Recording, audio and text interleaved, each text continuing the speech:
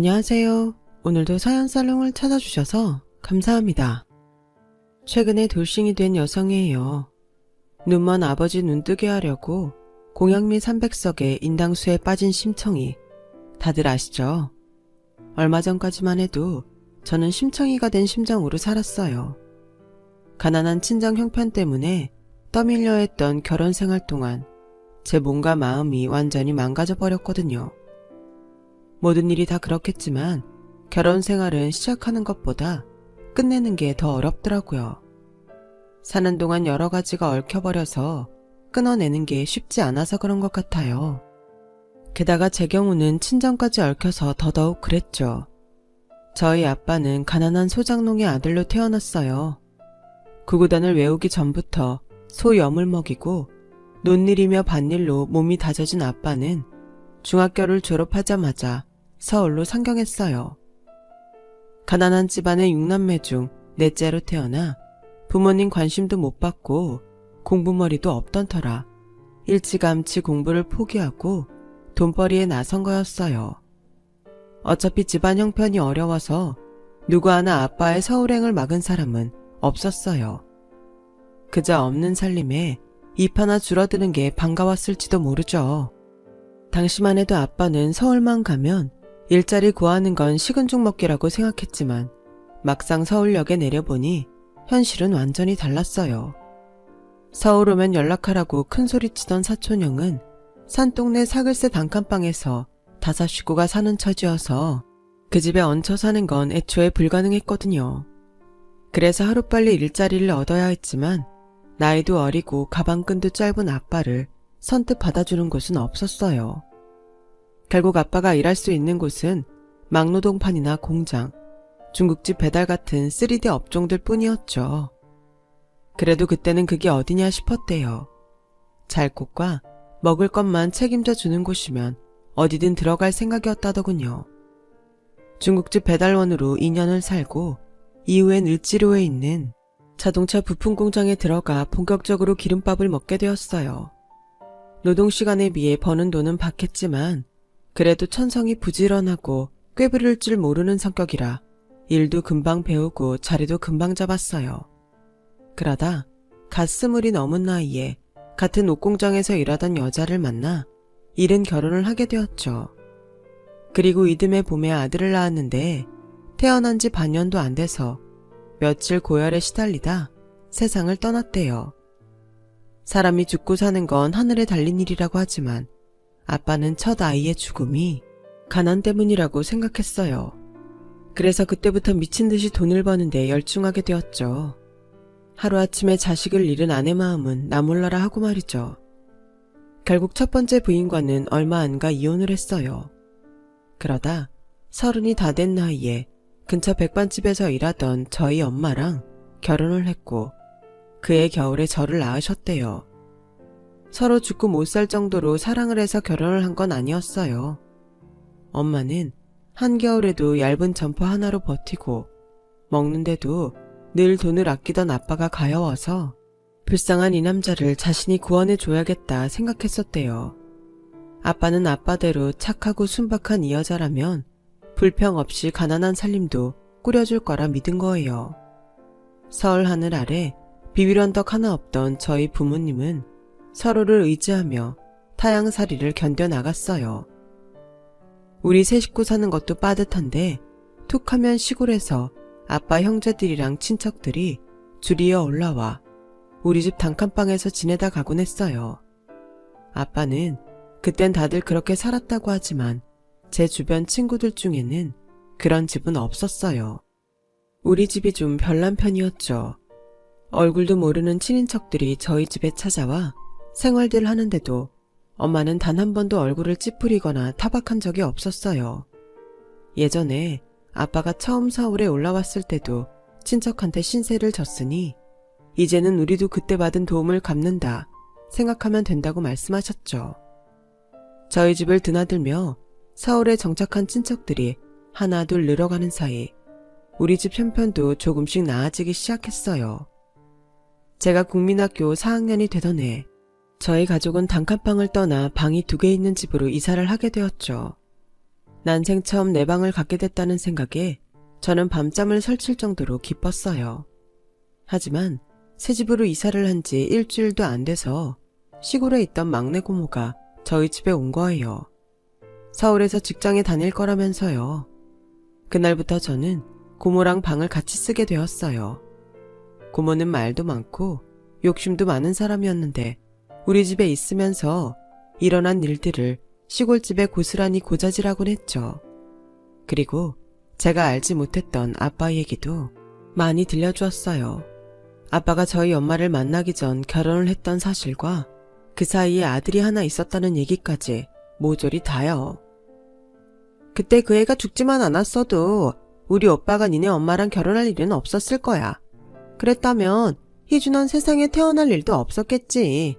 이게 다 죽은 오빠 덕분이다 생각하렴. 고모는 생각 없이 한 말이었겠지만 그 얘기를 들은 저는 충격이 이만저만이 아니었어요. 그래서 아빠한테 고모가 한 말이 사실인지를 물었고 그 일로 아빠가 고모한테 엄청 화를 냈어요. 그리고 그날 밤 평소 술 한잔 안 마시던 아빠는 몸을 가누기 힘들 정도로 만취해서 집에 돌아오셨어요. 술에 취한 아빠는 저를 불러 앉히시곤 눈물을 글썽이며 그러더군요. 다 내가 능력이 없어 그랬다. 돈이 없어서 그 어린 걸 병원에 한번 못 데리고 간 내 죄다. 희주야, 잘 들어라. 아빠는 남들한테 손가락질을 받든 욕을 듣든 상관없다. 내 새끼 안 굶기고 안 아프게 키울 수 있다면 무슨 짓이든 할 거야. 희주 너만큼은 돈 없어서 세상 뜨는 일은 없게 할 거라고. 그날 아빠는 어린 저를 끌어안고 한참을 우셨어요. 아빠 옷에서는 술 냄새와 기름 냄새가 진동을 했고 아빠 손톱 밑에는 시꺼먼 기름때가 끼어 있었어요. 가난해서 자식까지 잃어야 했던 가장의 서글픈 모습 앞에 저는 한 가지 결심을 하게 되었어요. 그동안 미래에 대한 꿈이 없었던 제게 꿈이 생겼거든요. 아빠, 나 커서 의사가 될 거야. 의사가 돼서 돈 없는 아이들 내가 다 고쳐줄 거야. 오빠처럼 가난해서 죽는 아이들 없게 내가 다 고쳐줄 거라고. 아빠도 엄마도 내가 고쳐줄게. 그러니까 울지 마. 어린 딸의 말에 아빠는 입을 벌린 채 아무 말도 못하시고 그저 눈물만 주룩주룩 흘리셨어요. 그리고는 기름때가 묻은 손으로 제 등을 토닥여 주셨죠. 꿈이 생긴 저는 그날부터 열심히 공부를 했어요.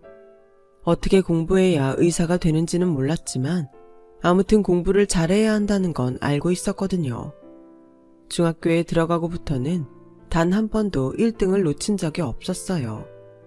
아빠는 제 성적표를 볼 때마다 세상을 다 가진 사람처럼 행복해 하셨죠. 제가 고등학교에 들어가던 해 아빠는 다니던 공장을 인수했어요. 사장님이 연세가 많이 드셔서 더는 공장을 운영하기 힘들다며 아빠한테 싼 가격에 넘기셨거든요. 공장을 인수하고도 아빠는 전보다 더 열심히 일을 하셨어요. 공부 잘하는 딸내미 의대에 보내려면 돈을 많이 모아야 한다면서요. 아빠의 기대에 부응하기 위해 저도 나름의 최선을 다해 공부를 했고 그렇게 고대하던 의대에 합격했어요. 제가 의대에 들어가자 아빠는 주변 공장 사람들을 불러 잔치를 벌였어요. 평소 돈 아까워서 술도 안 마신다고 아빠를 노랭이라 부르던 사람들은 아빠가 한턱 낸다고 하자 다들 한 걸음에 달려와 주셨어요. 이런 날 아니면 언제 김 사장한테 술을 얻어먹겠어? 지독한 구두쇠인 줄 알았더니 딸내미 의대 보내려고 악착같이 모은 거였구만. 잘 됐네, 잘 됐어. 앞으론 김 사장도 의사 딸 덕 좀 보고 살아야지. 다들 힘들게 기름밥 먹어가며 일하는 처지라 그런지 자신들 일처럼 모두들 기뻐해 주셨어요.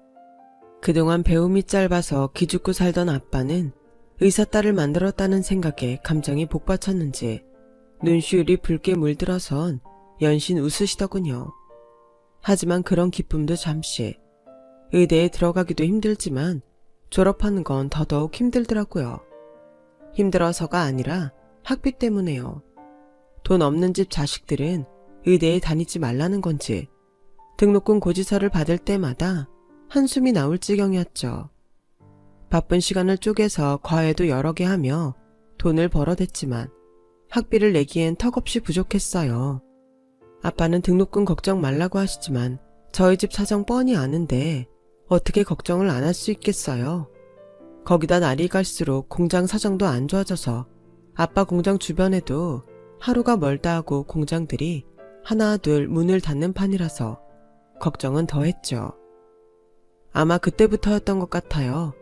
아빠가 제 등록금을 마련하려고 몰래 사채를 쓰기 시작한 게요. 제가 본과 졸업 후 의사 국가고시에 합격하고 모교 대학병원에서 인턴을 하고 있을 때였어요.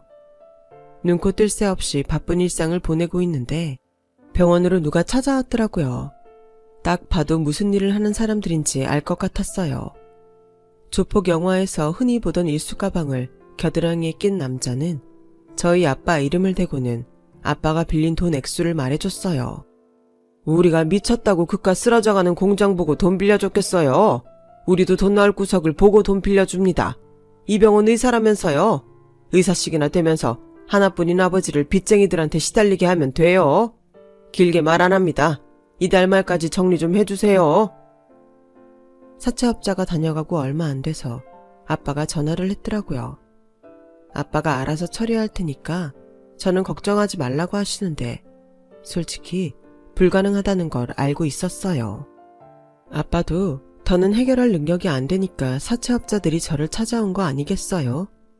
그래서 잠시 짬을 내 병원 근처 은행에 가서 신용대출이 가능한지 알아봤어요. 전문의가 아닌 인턴이라 생각보다 대출 가능한 금액은 얼마 안 되더군요. 그래도 일단은 급한 불이라도 끄자는 심정으로 대출을 받아 아빠 빚을 갚았어요. 그게 시작이었죠. 빚과의 전쟁이 시작된 거는요. 얼마 안 되는 급여가 나오기가 무섭게 은행 대출금과 아빠의 사채 이자로 빠져나가 버렸어요. 제 등록금을 대려고 빚을 진 거니까 제가 갚는 게 맞다고 생각했어요. 레지던트 과정에 들어가서도 빚을 갚느라 허덕이는 생활은 여전했어요. 처음엔 제게 짐을 지운 것 같다며 미안해하던 아빠는 시간이 지나면서 조금씩 당연하게 받아들이기 시작했고 공장 운영이 안 돼서 지게 된 빚까지 제게 넘기기 시작했어요.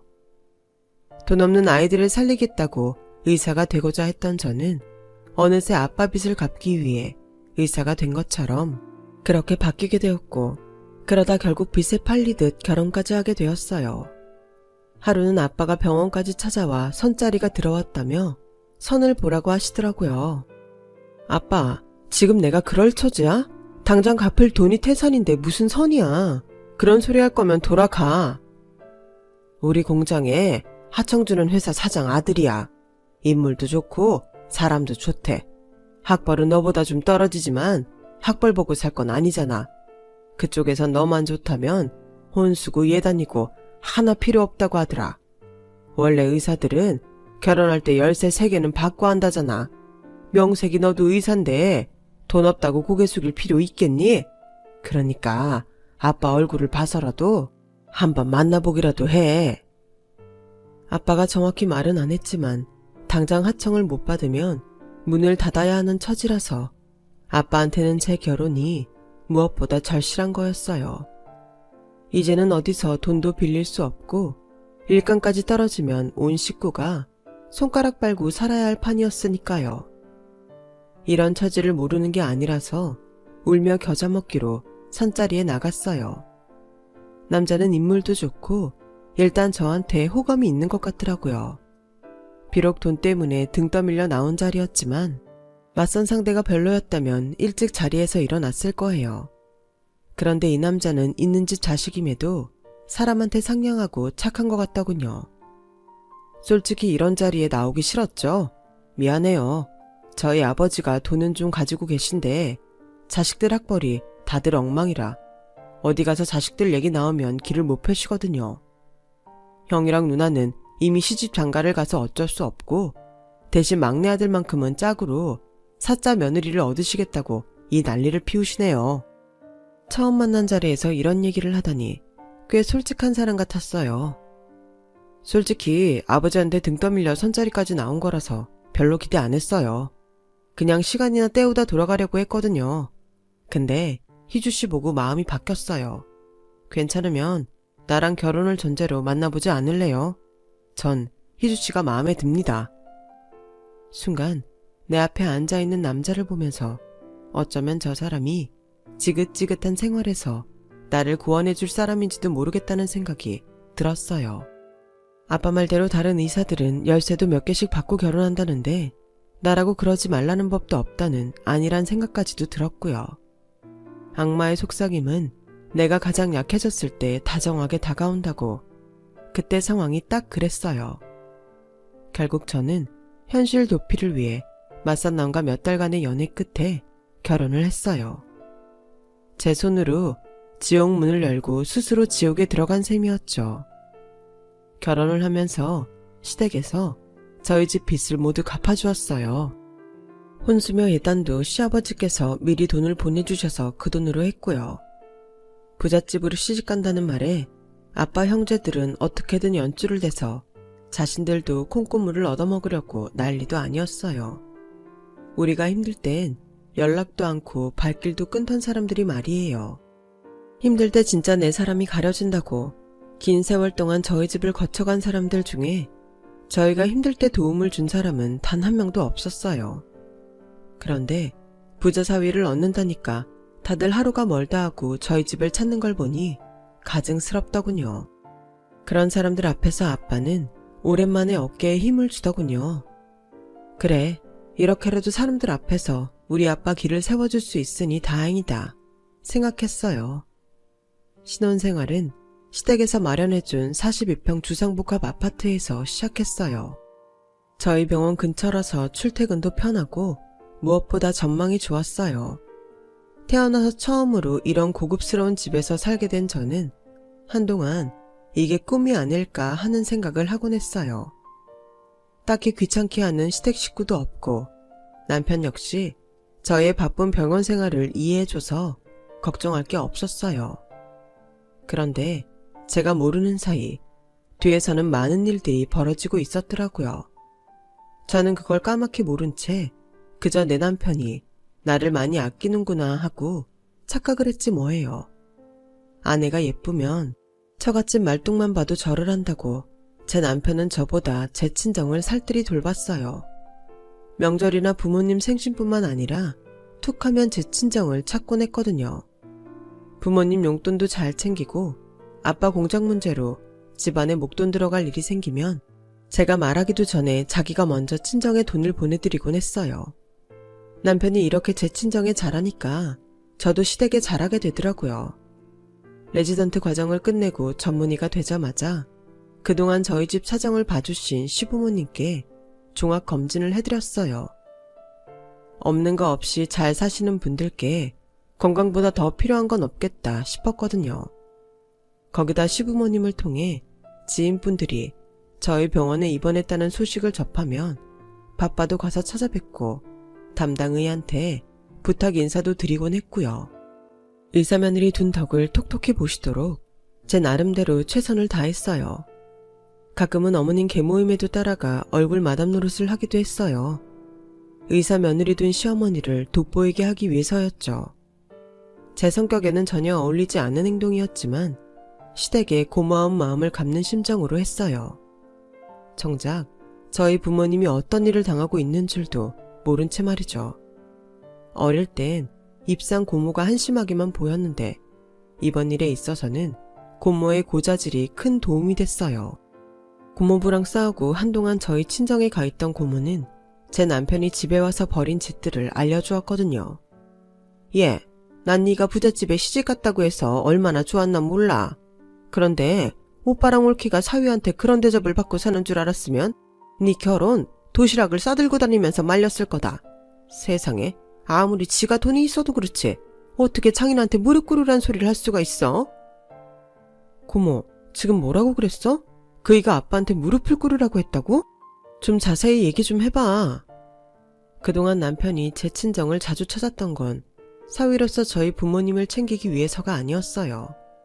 밖에서 남들한테 받은 스트레스를 저희 부모님한테 풀기 위해서였죠. 나중에 남편 동창들한테 들어보니 남편은 학창시절부터 힘있는 애들한테 호구 취급을 당하던 사람이었어요. 가진 건 돈뿐이라서 돈으로 애들 비위를 맞추며 어울렸던 거예요. 자기보다 힘있는 사람 앞에서는 누구보다 비굴하고 약한 사람들 앞에선 돈 뿌리며 군림하려 드는 그런 족속이었죠. 애초에 저랑 결혼을 한 이유도 동창들 앞에서 의사 부인 내세워 자기 위치를 과시하려는 의도였어요. 돈만 있지 학벌도 변변치 않은 자신을 부인 학력과 직업으로 보상받으려고요. 그날 저희 친정에 찾아가 제 아빠한테 험한 짓을 한 것도 같이 몰려다니는 동창들한테 수모를 당한 걸 역으로 풀려고 간 거였어요. 명절도 아닌데 한우 선물 세트를 사들고 가서는 저희 엄마한테 술안주하게 구워달라고 하더래요. 고기를 안주 삼아 아빠랑 술잔을 기울이던 남편은 술이 얼큰하게 취하자 본성이 튀어나와 버린 거죠. 장인어른, 지금 한우가 목구멍으로 넘어가요? 아니, 솔직히 그렇잖아요. 남이 돈 빌려 쓰는 사람은 고기도 숨어서 먹으랬다고 어떻게 장인이 내 앞에서 뻔뻔하게 한우를 먹어요? 쪽팔리지도 않아요. 툭 하면 사위 돈 빌려 쓰는 주제에 쪽팔리지도 않냐고요. 나 같으면 굶어 죽어도 사위한테 돈 받아 쓰는 짓은 안 하지. 거지 새끼도 아니고 말이야. 허허, 우리 사위가 술이 좀 과한 모양이네. 오늘은 그만 돌아가서 쉬지 그러나. 지금 누구한테 명령이야? 내가 장인 취급 좀 해주니까 나랑 진짜 가족이라도 된 줄 착각하는 모양인데 웃기지 말아요. 내 돈 받아 쓰는 주제에 어디서 건방지게 훈계질이야. 막말로 장인 장모는 잘난 딸내미 팔아서 덕 보고 사는 거잖아요. 그럼 돈 대주는 물주한테 고개 빳빳이 들고 이러면 안 되는 거지. 설마 내가 그쪽을 장인으로 생각한다 착각하는 건 아니죠? 그러니까 앞으로 주제 넘게 나한테 이래라 저래라 하지 말라고요. 별 거지 같은 것들이 사람 열받게 해. 이복의 사위, 그럼 내가 어떻게 하면 되겠나? 어떻게 하면 자네 화가 좀 풀리겠느냐 말일세. 내가 자네 앞에서 무릎이라도 꿇으면 자네 화가 좀 풀리겠나? 그거 좋겠네. 내 돈 빌려서 먹고 사는 거니까 돈 빌려준 은인인 나한테 무릎 한번 꿇는 것도 괜찮지. 그래, 어디 한번 꿇어봐요. 그럼 내가 용돈 두둑히 줄 테니까. 남편의 말에 엄마는 더는 못 참고 제 남편한테 소리쳤어요. 자네 미쳤나? 아무리 없이 사는 척하라지만 어떻게 장인한테 무릎 꿇으라는 소리를 해. 아무리 못났어도 자네 장인일세. 자네 돈 좀 있다고 이래도 되는 건가? 참는 것도 한계가 있네. 아무리 술에 취해도 그렇지 사람이 할 말이 있고 안 할 말이 있는 거야. 오늘 보니까 우리 장모님이 참 뻔뻔하시네. 내 돈 빌려다 쓸 땐 내 앞에서 납작 엎드리더니 오늘은 돈 안 준다고 잘난 척 우지게 하시는 거 봐. 왜요? 장모님 돈 필요해요? 돈 달라고 이러는 거예요? 오늘은 얼마나 드릴까요? 10만 원? 아니지 100만 원 줘요. 그럼 그 입 좀 닥치겠어요? 없으면 그냥 입 닫고 찌그러져 사세요. 뭘 자존심까지 세우려고 그래요? 애초에 그럴 거면 하나뿐인 딸을 돈 받고 팔지는 말았어야지. 나 개 차버린 거 다 알고 싶어낸 거잖아요. 공장 넘어가게 생겼다고 우리 아빠 찾아와서 의사딸 며느리를 줄 테니 대신 빚 갚아달라고 한 사람이 누군데? 그래놓고 이젠 사위한테 대접까지 받겠다는 겁니까? 왜 내가 돈 쓰고 대접까지 해줘야 되는 건데요? 사돈 맺었다고 돈급으로 놀라고 그러는 모양인데 꿈 깨세요. 의사딸 없었으면 진작에 길바닥에 나 앉았을 주제에 감히 어디서. 내 말이 꼬아요. 꼬우면 이 결혼 물으면 되겠네. 물러. 다 물러. 대신 받아간 돈부터 다 갚으라고요. 남편의 술주정은 점점 심해졌고 그런 모습을 처음 본 고모는 손에 든 휴대폰으로 그 상황을 모조리 동영상으로 남겨두었어요. 그리고 다음날 제게 보내주었어요. 고모가 평소 과장이 심한 사람이라 제가 고모 말을 잘 믿지 않는다는 걸 알고 일부러 동영상을 찍었다더군요. 고모 말대로 동영상이 없었다면 고모 말을 믿지 않았을지 몰라요. 동영상 속 저희 부모님은 참담한 모습으로 고개를 숙이고 있었어요. 그 모습을 보니 가슴이 갈갈이 찢어지는 것 같더군요. 그래서 친정 엄마한테 전화해 그날 일을 물었더니 수화기 너머로 엄마가 흐느껴 오시더라고요. 창피해서 저는 몰랐으면 했다며 이번이 처음이 아니라고 했어요. 평소 남편이 저희 집에 찾아가 종종 폐악질을 벌여왔고 그때마다 엄마랑 아빠는 사위 앞에서 죄인처럼 고개만 숙여왔다고 하더군요. 그런데 어제는 장인을 무릎까지 꿇리는 걸 보고 차라리 이참에 공장 팔아 사돈댁 돈 갚고 시골에 내려가 사는 게 낫겠다고요. 그 말을 들으니 피가 거꾸로 솟는 것 같아서 일이 손에 안 잡혔어요. 그동안 남편이 내 친정에 도움을 줄 때마다 저한테 입버릇처럼 하던 말이 떠올라 더더욱 그랬어요. 당신 부모님들은 자기 딸 의사 못 만들었으면 어쩔 뻔했어. 모르긴 해도 세상에 태어나 제일 잘한 일이 딸내미 의사 만든 일일 거야. 당신이 심청이네. 심청이야. 그땐 그저 자기가 사위 노릇 좀 한 걸 내 앞에서 생색내려고 그러는가 보다 했는데 이런 내막이 있을 줄이야. 그래서 남편한테 전화를 걸어 지금 만나자고 했어요. 그랬더니 남편이 마침 잘 됐다며 자기가 있는 곳으로 오라고 하더군요. 남편이 보낸 주소를 따라가 보니 와인바였어요. 안으로 들어가 보니 웬 무리들 안에 남편 모습이 보이더군요. 그런데 그곳에서 본 남편의 모습은 평소와는 사뭇 달랐어요. 친구로 보이는 일행들한테 말로 조리돌림을 당하면서도 웃으면서 굽신대고 있더라고요. 그 모습에 헛웃음이 났어요. 친구들한테 이런 대접을 받고 사니 자기보다 약한 내 부모한테 그런 짓을 벌인 거였구나 생각하니 한심하고 불쌍하기까지 하더군요. 그때였어요. 저를 발견한 남편이 제게 오라고 손짓했어요. 남편의 친구들은 삐딱하게 앉은 채 저를 보며 희죽거리더군요. 재수씨 왔어요. 우리 결혼식 때 보고 처음이죠. 그 사이 분위기가 많이 변했네. 한눈에 봐도 딱 의사야. 근데 의사식이나 되는 분이 왜 형식이 같은 놈이랑 결혼을 했어요? 얘 완전 찐딴데. 그 말에 남편은 얼굴이 찌그러졌어요. 그러자 친구 하나가 남편 얼굴에 치즈를 툭 던지고는 그랬죠. 인상 펴라. 형님들 술맛 떨어진다. 이게 의사 와이프 앞이라고 꼴에 자존심 세우는 거 봐라. 윤영씨 가서 담배 좀 사와. 내가 늘 피는 걸로. 그러자 남편이 제 눈치를 살피며 애써 그러더군요. 아 자식들이 장난이 심하네. 그래 이 형님이 동생들 생각해서 그깟 담배 사다 주마. 그리고는 저를 이끌고 자리를 피하려 하더라고요. 그러자 친구 하나가 우리 쪽으로 다가와 저는 놓고 혼자 갔다 오라고 하더군요. 그러면서 제 팔을 잡으려고 손을 내미는데 제 팔을 못 잡고 휘청하더라고요. 걸어올 때도 갈지자로 휘청대길래 술에 취해 그런가 했는데 테이블에 술병이 없는 게 아직 술을 마시지 않은 것 같았어요. 아무래도 몸에 이상이 있는 것 같길래 119에 신고를 하는데 그 순간 갑자기 그 친구가 쓰러진 거예요. 구급대원들이 오기 전까지 응급처치를 하고 저희 병원에 연락해 환자 상태를 설명하고 곧 구급차에 실려갈 거라고 얘기해 두었어요. 그렇게 남편의 친구가 구급차에 실려가자 남은 친구들이 제게 머리를 숙이며 고맙다고 인사를 하더군요. 좀 전까지 저희 부부를 깔보던 눈빛은 온데간데 없고 의사 앞에선 환자 가족 모드로 변해버렸더라고요. 그러자 남편은 어깨에 힘을 주고 마치 자기가 뭐라도 된 것처럼 친구들 앞에서 폼을 잡기 시작했어요. 니들도 앞으로 어디 아프면 나한테 말해. 우리 와이프가 잘 봐줄 테니까. 민수 저 자식 오늘 운 좋았어. 이 자리에 내 와이프가 없었으면 어쩔 뻔했냐? 이래서 주변에 아는 의사 하나쯤은 있어야 한다는 거야. 내가 처가 덕은 못 봐도 와이프 덕은 볼 줄 알았다니까. 그 말을 들으니 잠시 잊었던 감정이 되살아났어요. 그래서 남편한테 말했죠. 이거 미안해서 어쩌나? 앞으로 당신은 처가 덕은 물론이고 와이프 덕도 못 보게 됐는데 나 너랑 끝낼 거거든. 그 말 해주려고 여기 온 거야. 친구들 앞에선 기도 못 펴는 주제에 돈 몇 푼으로 장인장모 앞에서 돈 있는 유세 좀 떠니까 좋았니? 세상에서 제일 못난 놈이 뭔 줄 알아? 강자 앞에서 비굴하고 약자 앞에서 왕노릇 하려는 것들이야. 너처럼 말이야. 오늘 여기 와보니까 당신 학창시절이 어땠는지 안 봐도 비디오더라. 친구들 웃기고 있네. 넌 이 사람들한테 그저 호구 잡힌 공짜 지갑일 뿐이라고. 호가호위라는 사자성어 알지?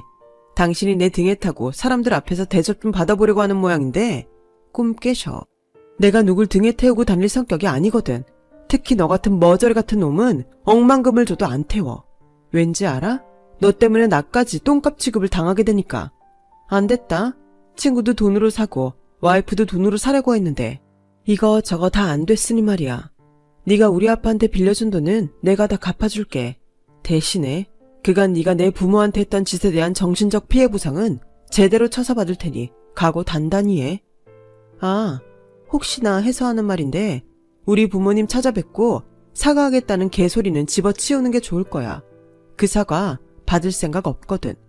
니까 놈한테 고개 한번 숙이는 거는 그저 일상일 뿐일 텐데 그깟 거 받아서 뭐 하겠니? 안 그래? 그러니까 앞으로 인간인 척 사과하려 들지 말고 지금껏 살아온 모습 그대로 조금도 변치 말고 너답게 살아. 그래야 네 주변에 있는 사람들한테 죽을 때까지 욕 처먹고 살 거 아니니? 배 터질 때까지 욕 많이 쳐드시고 벽에 똥칠할 때까지 장수하길 바래. 알았냐 이 개자식아? 저는 내 할 말만 하고는 남편을 두고 와인바를 나왔어요. 그리고는 바로 이혼 소송에 돌입했어요. 그동안 의사며느리 앞세워 지인들과 비즈니스적인 인간관계에서 톡톡히 덕을 봐왔던 시부모님은 어떻게든 이혼만은 막으려고 노력하셨지만 더는 돈 몇 푼에 내 부모님을 고통 속에 살게 할 순 없어서 저는 이혼을 택했어요. 그 과정에서 내 인생에 전혀 도움이 안 될 줄 알았던 고모 덕도 보게 되었죠. 고모가 찍어둔 동영상이 법정에서 꽤 유용하게 사용됐거든요. 시댁에서 저희 아빠한테 빌려준 돈은 제가 대신 갚아드렸고 위자료 1억에 재산 분할을 받기로 하고 4년간의 결혼 생활을 끝냈어요. 아빠는 당신이 딸 인생을 망친 것 같다시며 공장을 접고 엄마와 함께 고향으로 내려가셨어요. 거기서 농사를 지으며 사시겠다고요. 저는 병원 근처에 오피스텔을 구해 혼자 살고 있어요. 그런데 참 이상하죠? 전망 좋은 40평대 아파트에서 몸 편히 살 때보다 지금이 더 행복한 거예요. 좁고 허름해도 내 손으로 마련한 집에 살아서 그런가 봐요. 돌이켜보면 제 결혼 생활의 시작은 제 어깨에 짊어진 짐을 타인한테 떠넘기면서 시작된 게 아닌가 해요. 세상에 공짜는 없는 건데 그때는 그걸 몰랐던 거죠. 결국 그로 인해 더 큰 상처를 받게 된 거죠. 그래도 4년간의 결혼 생활을 통해 배운 것도 있어요. 행복은 남의 손으로 만드는 게 아니라 내 손에 흙을 묻혀가며 차근차근 만들어 가야 한다는 걸 알았거든요. 그러니 저한테 이혼은 불행이 아니라 행복의 시작이 될 거라 믿어요. 그래서 학창시절에 공부를 열심히 했던 것처럼 이제부터는 내 인생의 행복을 이루기 위해 하루하루 열심히 노력할 생각입니다. 지금까지 제 사연을 들어주셔서 감사합니다. 열심히 사시는 여러분 복 받으실 거예요. 여러분 사연 댓글에 응원과 현명한 조언 부탁드려요. 좋아요와 구독은 저에게 큰 힘이 됩니다. 오늘도 좋은 일 가득하세요.